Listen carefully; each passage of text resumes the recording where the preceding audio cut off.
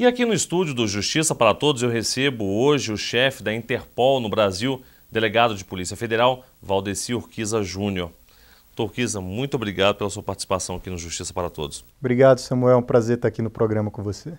Doutor Urquiza, como é que funciona a relação, a interlocução dos agentes da Interpol aqui no Brasil com os juízes federais?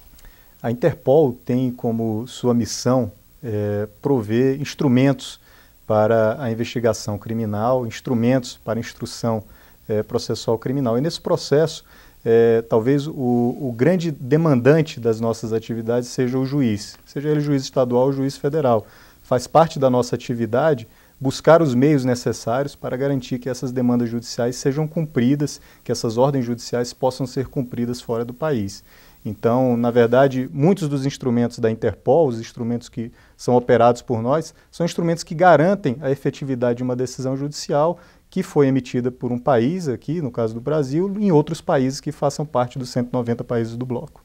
Agora, se um juiz federal expede um mandado de prisão, basta ele oficiar também, ele avisar também a Interpol sobre a possível fuga daquele preso, daquele sentenciado, para que a Interpol entre em ação? Exatamente, Samuel. Talvez o instrumento mais conhecido por todos, que é operado pela Interpol, é a difusão vermelha. E através desse banco de dados, nós reunimos todas as ordens judiciais de pessoas que tiveram uma condenação e que estão sendo procuradas ou que estão sendo procuradas para responder um processo criminal e que há notícia de que ela possa estar foragida em outro país, num país distinto daquele que a está procurando. Então, no nosso caso aqui do Brasil, o juiz federal da vara criminal, no momento que eles pediram uma ordem de prisão, se ele tiver qualquer notícia, qualquer indício de que essa pessoa possa estar foragida no exterior, basta um ofício aos nossos escritórios regionais nos estados ou ao escritório central em Brasília para que nós possamos promover a inclusão desse mandado no banco de dados da Interpol. Agora, o senhor falou de difusão vermelha. Como é que funciona isso? Isso é um alerta? Existem outros tipos de difusões aí? A difusão vermelha congrega as ordens de prisão. Então, nesse banco de dados, todos os países membros eles podem incluir ordens de prisão que estejam em aberto de pessoas que possam estar foragidas. Através dele, nós promovemos a difusão a todos os países do bloco da informação de que aquela pessoa é buscada. Uma vez incluída nesse sistema, Samuel, nós podemos adotar, cada um dos países que fazem parte do bloco da Interpol, eles podem adotar uma de três condutas.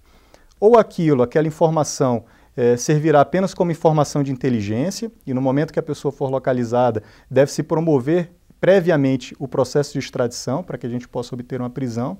Ou ele pode ser um modelo em que essa ordem é submetida ao Poder Judiciário local para que possa ser validado como uma ordem de prisão no país e ter seu cumprimento.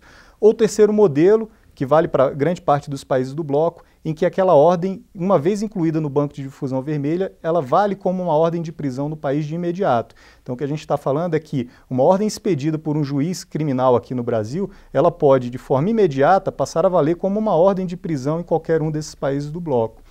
A difusão vermelha congrega, então, esses mandados de prisão, mas a gente tem outros instrumentos, por exemplo, como a difusão verde, que também é um instrumento poderoso que deve ser muito utilizado aqui pelo Poder Judiciário brasileiro. Através da difusão verde, nós temos a oportunidade de alertar os países sobre pessoas que cometeram crimes e são propensas a cometer novamente esse mesmo tipo de delito. Então, por exemplo, um estelionatário ou um pedófilo, uma pessoa que, mesmo tendo sido identificada, tendo sido condenada, mas se há informação de que ela pode voltar a cometer esse crime, o juiz pode nos solicitar incluir o nome dele no banco de dados e todos os países saberão e poderão adotar alguma conduta no momento que essa pessoa se apresente naquele país. Mas no caso da difusão vermelha é sempre o caso mais grave, é aquela pessoa que tem o maior nível de periculosidade, digamos assim. No caso da difusão vermelha, nós podemos lançar qualquer ordem de prisão emitida por um juiz brasileiro, um juiz criminal, que tenha como objetivo buscar uma pessoa que há notícia de que ela esteja foragida. Isso é feito de forma simples, célere, o nosso escritório é que faz todo o trabalho, a gente só precisa receber a cópia da decisão judicial e a cópia do mandado.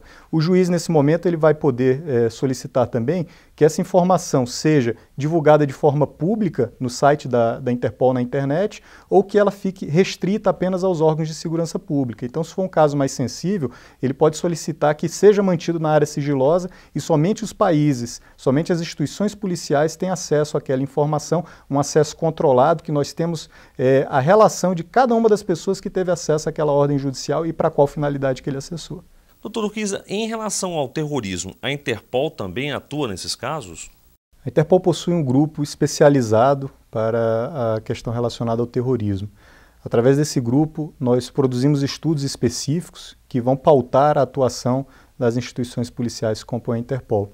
Então, por exemplo, esse grupo promove estudos sobre rotas que são utilizadas para as pessoas que pretendem se alistar na guerra terrorista e pretendem chegar até a Síria, os foreign fighters.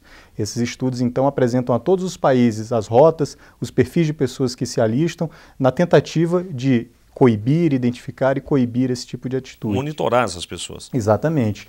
Dentro desse trabalho de monitoramento, a Interpol mantém também um book fotográfico. Então, esse book já possui hoje mais de 1.500 fotografias, onde aquelas pessoas que já foram identificadas como foreign fighters, que já foram cooptadas, receberam algum tipo de treinamento, elas são monitoradas e acompanhadas para evitar que possam praticar algum ato atentatório em qualquer um dos países.